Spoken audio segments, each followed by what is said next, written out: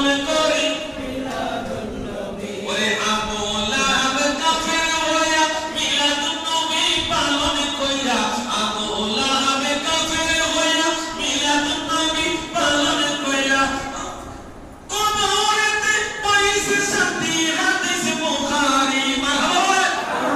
এটা বুখারী শরীফের বর্ণনা।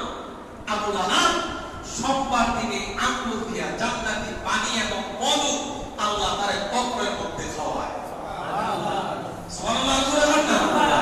ওই আবু লাহাব কাফের হইয়া মিলাদুন নবী পালন কইরা, আবু লাহাব কাফের হইয়া নবী আগমনে খুশি হইয়া কবরেতে পাইছে শান্তি। হাদিস বুখারী।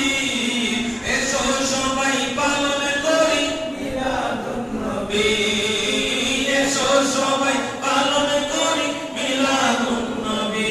বাবা নবী জেসে তুমি আমত কোরআনে পাবি, বাবা নবী জেসে তুমি আমত কোরআনে পাবি।